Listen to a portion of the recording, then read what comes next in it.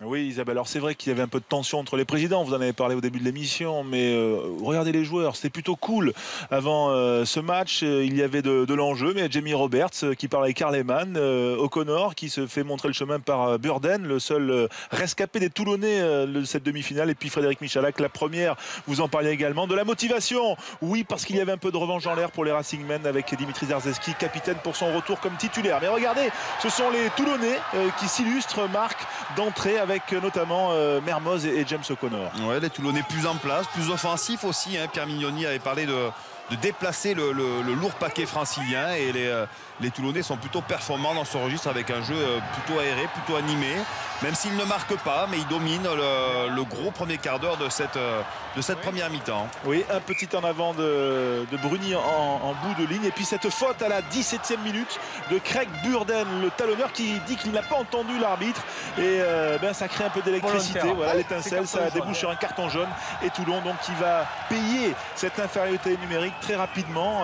Marc, puisque 3 minutes plus tard, après une longue action qui va durer 1 minute 45, tout en puissance, le Racing va inscrire son premier essai. Ouais, le Racing qui affiche toute sa détermination par ce jeu à une passe qui fait sonner la charge à ses avants autour d'un très bon Maxime Machenot. Les Toulonnais mis à mal, diminués par le carton jaune de leur talonneur Greg Burden, et cette très très longue séquence des Franciliens qui vont harceler littéralement la ligne toulonnaise jusqu'à trouver la faille par un excellent service de Maxime Machenot pour François Van der Merwe.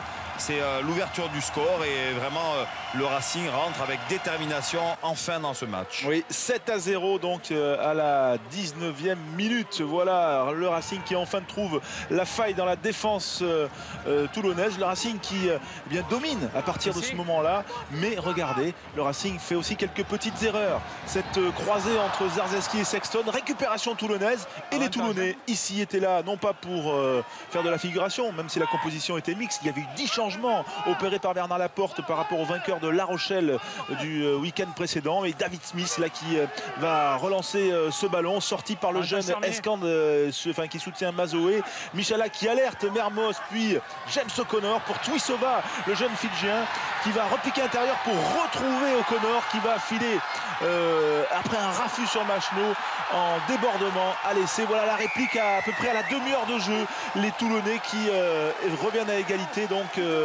7 partout, Marc, une action d'envergure. Ouais, magnifique, avec Frédéric Michalak à la manœuvre qui a osé contre-attaquer ce ballon dans les 22 mètres toulonnais. Les Toulonnais fidèles aussi à leur promesse de début de match, et qui se voient enfin récompensés par ce magnifique essai conclu par le prodige australien James O'Connor. Oui, une pénalité de Maxime Machenot qui va permettre aux Racingmen de mener au repos 10-7. Voilà les Racingmen, eh bien pas complètement décontractés, d'autant que Michalak est à la baguette, il est en forme, il est bien. Regardez ici le demi de mêlée, le demi d'ouverture international, demi de mêlée aussi, hein, mais il fait partie des 3 joueurs protégés dans le groupe des 30. Un beau coup de pied dans la boîte qui met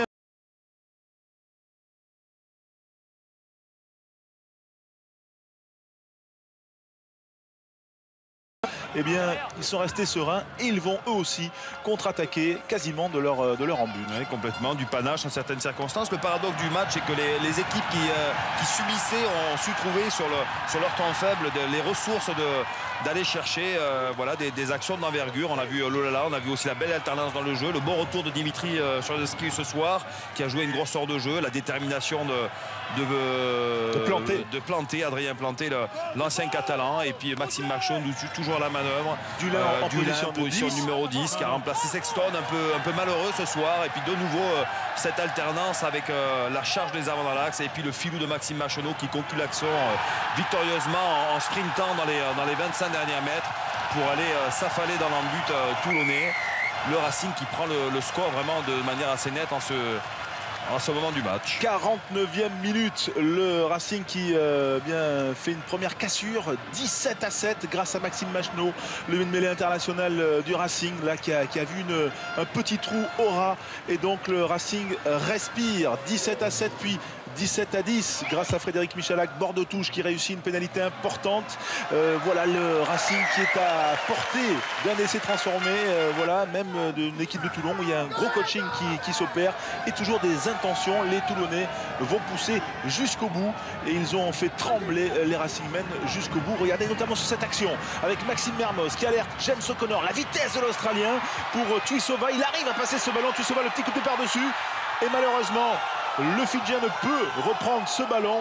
Voilà, on est dans les toutes dernières minutes. C'était peut-être une balle d'égalisation et les Toulonnais n'ont pas réussi à le faire. Ouais, il y en a eu quelques-unes dans les offensives toulonnaises ont été probantes. On revoit cette action, toute la ligne de 3/4 s'illustrer et encore James O'Connor délivrer une passe magnifique pour son 3/4. Mais c'est vrai qu'il y a eu aussi toute la détermination, toute la solidarité avec un climat aussi un temps qui s'est durci, des rafales de pluie et de vent qui ont peut-être aidé aussi les Parisiens à tenir ce score jusqu'à la fin du match. Vous l'avez vu, la revanche, eh bien, elle était peut-être là avec la joie de Brice Dulin, qui n'était pas Racingman l'an dernier, mais qui était heureux comme le capitaine Dimitri Zarzeski au micro de Nicolas Dupin-de-Bessa. On n'était pas dans un esprit de revanche, mais en tout cas c'était notre premier match à domicile. On avait envie de montrer à nos supporters notre motivation pour cette année. On s'attendait vraiment à affronter une très belle équipe, champion d'Europe, champion de France, donc on devait les recevoir comme il se doit. C'est plutôt bien passé pour nous. Comme j'ai dit aux joueurs, si on garde cet état d'esprit, on arrivera à faire de bonnes choses. Mais attention, il ne faut pas non plus s'emballer, il faut redescendre sur terre parce que c'est un championnat encore très compliqué. On a pu se servir de quelques images de l'année dernière qui ont servi en plus de la motivation, mais maintenant c'est un tout autre championnat. À nous d'être performants tout au long de la saison, si on veut vouloir rivaliser avec les meilleurs.